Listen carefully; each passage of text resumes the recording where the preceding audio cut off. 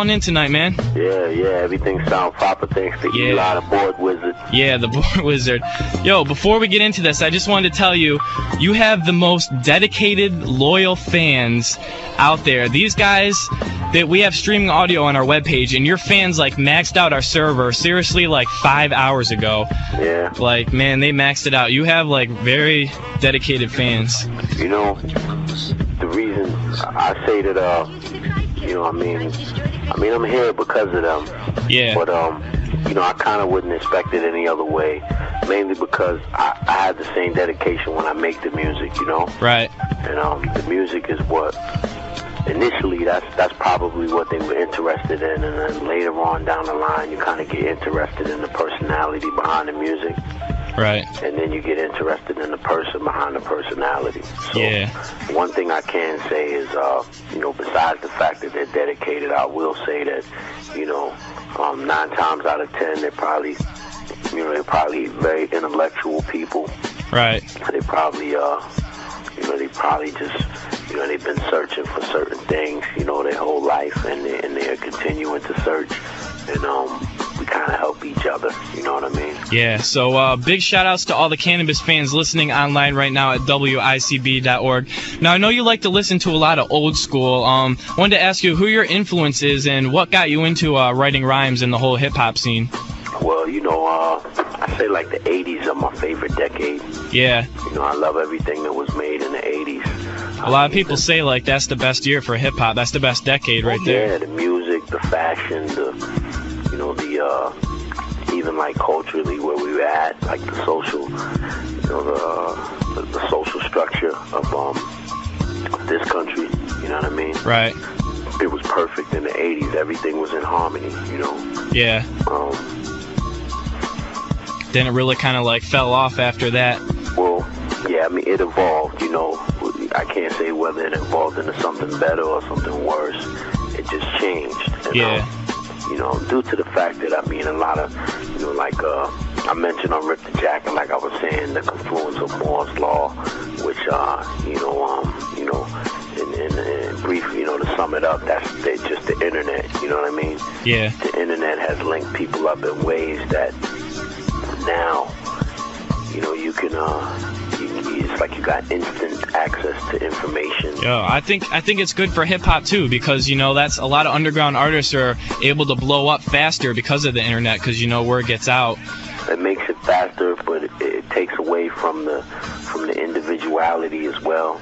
Right. I mean, it also makes it easier for someone to clone another style or kind of like mimic something that they hear. Yeah. You know, but I mean, you know, it goes hand in hand. I mean, you always got pros and cons, and no doubt. I prefer to look at the pros. You know, is the cup half empty or half full? I prefer to say it's half full. All right. Well, bringing it to the present, what's good now? I know you got Spartacus is the single off Rip the Jacker right now, but are you planning to release like another single anytime soon? Right now, you know, Baby Grand and my club pretty much you know, came up with the idea that Indivisible would be the next, you know, the next banger to go with. I was looking maybe to get a remix for it, but the schedule doesn't really permit. Yeah. So, you know, we'll probably just go with the cut off the album. All right, so all the Canibus fans can expect Indivisible to be the next single? Yeah, but they done ate that up so yeah. long ago that it's like they want something new. Right, they need something else. So, you know, I mean, let's just go with, you know, I'm going to let them know that we're going with Indivisible, mainly because, you know, that's what's there, that's what's available. But in the coming weeks, even in the coming months, there will be new material out there for them. You know, not necessarily a new album, but just, you know, now I'm situated in a way that, you know, featuring on mixtapes is tricky because you have to get with the mixtape DJs. And yeah. They still format things the way they want to do it. Right. I'm already familiar with the whole mixtape circuit, and I already understand, what mixtape DJs are trying to accomplish. They trying to have the hottest tape on the market. Didn't you had a mixtape and also a Lost Recordings album come out right before Rip the Jacker, didn't you? Yeah, I did. I would have enjoyed it more if it was synced properly. I mean, I wasn't able to supervise that. I wasn't able to monitor it personally. Yeah. So it wasn't synced. It definitely wasn't done the way I would have done it. But all in all, I mean, the rhymes were on point. Yeah. And even though it might have been hard to stay with the rhyme because the tracks were kind of off kilter. I mean, all in all, I was gonna ask you about that. I heard I don't know if it was the mixtape or the Rip the Jacker album, but I heard you recorded it a cappella and then they put the beats over it. Well, I recorded them to other tracks, and then Stoop had. Yeah. Stoop went in the laboratory, man. I'm talking about he really put his science on it, and shout out to Stoop too. Enemy of Mankind from Jedi Mind Tricks. He's a genius. He's definitely a genius in his own right, and that's why I had the pleasure of working with him. All name brand stuff aside, I mean, just man to man, eye to eye, his style is profound, and I feel blessed to have worked with him. Yeah, no doubt. I thought that was one of the first albums where instrumentally the beats were able to keep up with your lyricism, and they really matched, and took it to the next level. Super duo in effect, and Primo, like Guru and Primo. Yeah. When they come off, I mean, that's the vibe that I felt, because when I had heard the rough draft of RTJ before it went to print,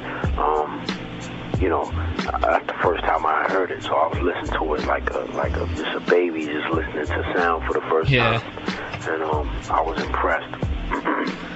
All right, so on another topic, I wanted to ask you, what's your situation with the military? I heard you joined the armed forces. What's your situation with the military? I heard you joined the armed forces or something like that. Yeah, I didn't get the whole story. It's the Army. My MOS, or my job description, is 19 Delta, which would be 19D, which is Cav Scout, U.S. Reconnaissance Specialist. Yeah, what's your reasoning for that? Join the Army? Was it It's really not an explanation. I mean, some people, I've asked that question a lot lately. Right. I guess it's because people require explanation, but I feel like there really is no explanation for it. It just felt right. Except for the fact that, I'm somebody that kind of goes off of vibes, how I feel at the moment, what I do. It might seem spontaneous, but all in all, I mean, it's just something that, if I decide to do something, I kind of just step right out and do it. Right. And then just, put the pieces together as I go along. Particularly with real life situations. I mean,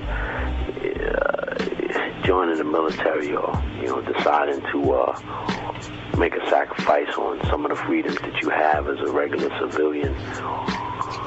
Yeah. No, I definitely... And become like a part of the cookie cutter, like a cookie cutter philosophy, like to become part of that. I mean, that's not something that you can do, you can think about it too much. It's something that kind of has to be spontaneous, because you have no idea where you're going and what you're doing and what it's going to be like. You just jump into it. I did it with an open mind, and I'm proud to say that I was able to make the transition, and all in all, personal life aside and everything, I've been able to balance that with the love that I've had for hip hop music. I mean, it's an affair that's been going on since I was 13 years old, right? And I haven't lost, my passion for it, not even a little bit. So, right. No, I definitely respect you for that, man. The worst that could come from this is, or the worst that could come from me,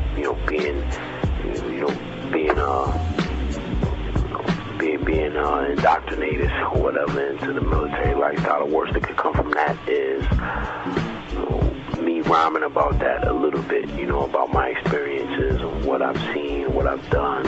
Yeah. That's the worst that could come from it. So, I mean, the best that can come from it is yet to be seen, but, All right, I no doubt. I don't really see a downside to it. I will Right. continue to keep music coming to my my cult. I won't really call them a fan. It's more like a cult. Yeah. And it's almost like if I could, I would. I know them by name. You know what I mean? Yeah. Each individual across the globe. Yeah. No, actually, while you were at camp, didn't the Rip the Jacker album come out? I think the curriculum was released while I was in boot camp. Oh, that must have been kind of weird though, because you couldn't It was weird, because I go to the PX. I mean, we only got a chance to the PX would be like the local store on base. Yeah. Where you get supplies, like you go there to get baby wipes and shit. Yeah. Or you go there to get toothpaste and if you want a soda or something. And I go to the PX and here I am standing in line, and I glance over to my left and I see the curriculum on the shelf. Oh wow. You know what I mean? And then so that was like the first time you saw. He'll look and he'll see it, and he'll look back at me, take a double take, and I'll just look the other way. Wow. It was a weird feeling, So that was the first time you saw the final product and saw the artwork and all that. It felt good though. Well, I saw the curriculum artwork before I left, in December before I left. But seeing it on the shelf was something else. Now RTJ, that came out when I was actually in the field. Oh. Like I was out in the field when that came out. I was out in the field for about a month. And that came out. And Lou had shipped a copy to me out there, so I was able to, we still get mail and everything out in the field, so I was able to see it. And then, I mean, it was like, seeing the artwork and the way they put it together and the photos and everything, it was something else, Yeah.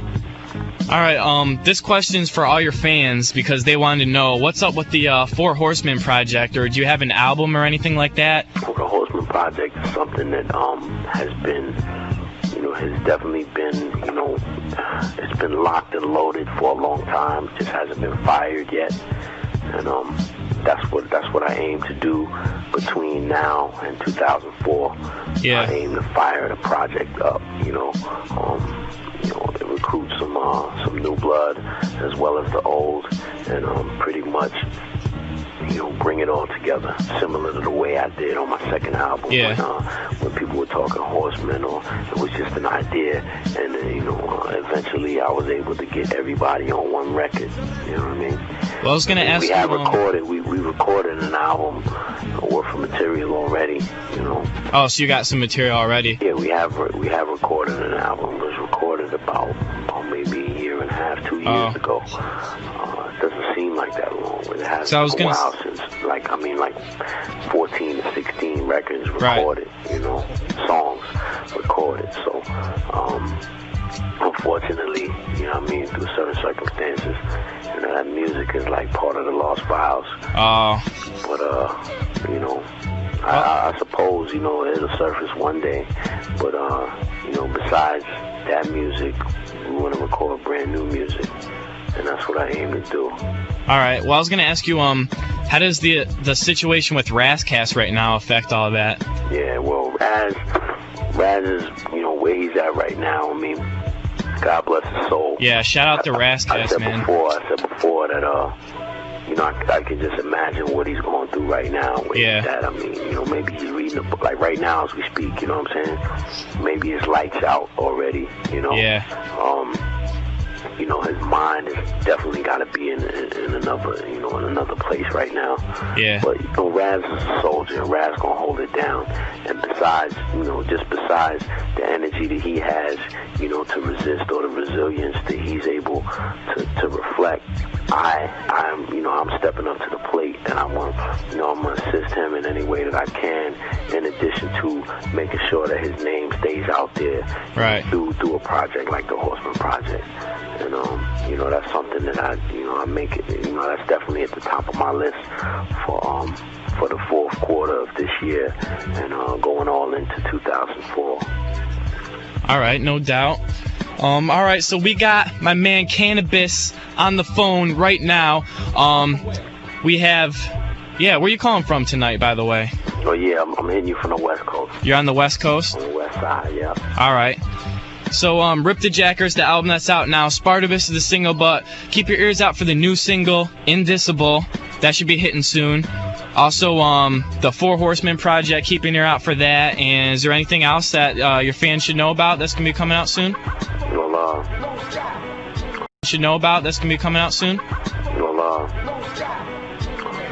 you gotta excuse me. I'm in the middle. I'm watching Robin Williams in this 1 hour photo flick right now.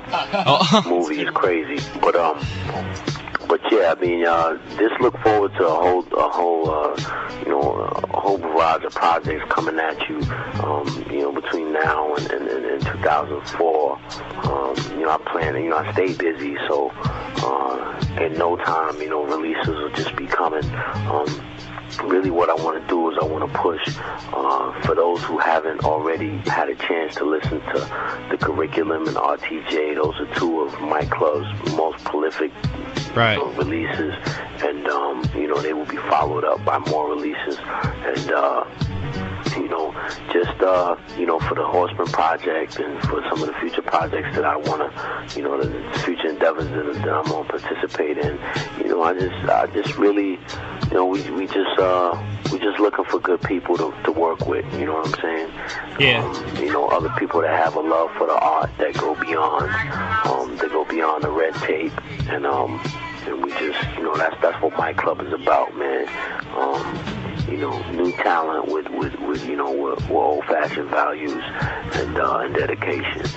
All right, and also your fans and everyone else can keep posted on your website. That's miceclub.net. Yeah, miceclub.net, and then of course there's some other affiliated websites out there.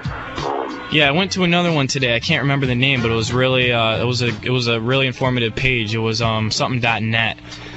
.net. Okay, there's a couple that I remember. Like if you go to Yahoo and you type in either Canibus or even like Rip the Jacker now, you like a bunch of sites come up. Yeah, that's what it was. It was ripthejacker.net. Okay, yeah, I had said that too not too long ago. I was giving a shout out to whoever the webmaster at ripthejacker.net is. That his site pretty much, I just like the way that it's built. Yeah, it was really informative. Yeah, it makes me look like a prophet or something. Like, just the way that it looks. I thought it was fresh, you know what I'm saying? And of course, like the mother of all cannabis sites would be, initially it was Canibus.com in 98. Right. That site had got 19 million hits. Wow. For the year, it was getting like 3 million. In 1 year? Yeah, that was the monster site. That was the mother site. But then, the stepmother site of cannabisism, you know what I'm saying, or whatever, would be Cannabis Central. All right. And I got to give a shout out to Punisher and all the other personalities up at the site, because I know that they were the ones that were constantly keeping everything in order. And meanwhile, I was going through certain things during 2001 and 2002. So. All right, before we go... Shout out to all those personalities and all those, I call them my road dogs, man, because definitely... Your road dogs? They were there for me at a time when things were less fluid than they are now. Yeah. All right, well, before we go, you got any other shout-outs you want to get in there? Pretty much, man, I just want to, I want to shout out, every, station. I want to shout out this station right now that I'm on. Shout out all the DJs and all the DJs and all the turntablists out there. All right. That keep real hip hop alive. Yeah, my man WizKid on the ones and twos right now, mixing the instrumentals in. You know what I'm saying? Eli. You know what I'm saying? Yeah. You know what I mean? Shout everybody out. I want to shout out. In particular, I want to shout out everybody that's been, keep the emails coming and everything, because that encouragement is important to me. You know what I'm saying? I definitely feed off that. And, I want to shout out Baby Grand and my club, all the staff up there that I got. It's a small staff, but nonetheless, it's a staff. You know what I'm saying? I want to shout them out. Shout out You know, all of you know, my fellow compadres that I work with every day that have nothing to do with rap music. They probably never ever get to hear the shout out, but nonetheless, I shout them out. And you know, just you know, anybody that I'm probably gonna meet in the future. You know what I mean? I'm sure there's somebody listening right now that, I mean, nowadays I never know where I'm gonna go or what I'm gonna be doing. You know? Yeah. You know, I was in Texas about 2 months ago doing some training. I'll be in a couple days. I'll be somewhere else doing some training. And you know, I'm just looking forward to the new project, to finishing the new projects. Everything right now is somewhere between 80 and 85% completed.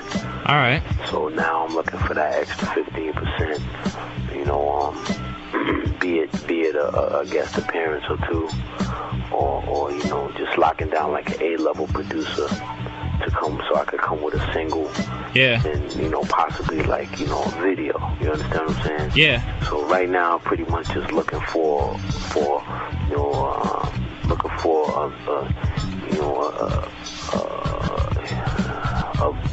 pretty much like a nest. You know what I'm saying? Yeah. A nest, you know, with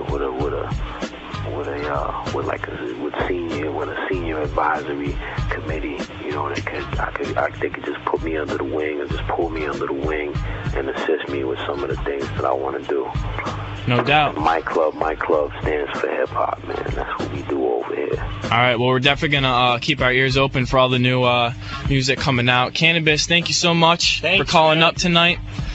Appreciate that, man. No doubt. Make sure if you haven't already got it, you know, go check out that Rip the Jacket album. Yeah. You know what I'm saying? Out on Cox Entertainment, you know, actually / My Club, and then check out that JMT album, the Jedi Mind Tricks, because Vinny Paz definitely get busy on that. Yeah, it's gonna be hot. He happens to be the super producer for both of them, so you know, make sure you check those albums out. All right. If you haven't, and you know, of course, you know what I'm saying, both of us, we got the legendary G-Rap on there, so. All right. Actually, right now we're going to go into your upcoming single, Indicible. Okay, Indicible. So, yep, Indicible. I can't say it. I made it that way on purpose to fuck you up. Just to mess me up, man. You had to do that. All right. You heard it right here on the Station for Innovation, 92 WICB. ICB. Keep it locked.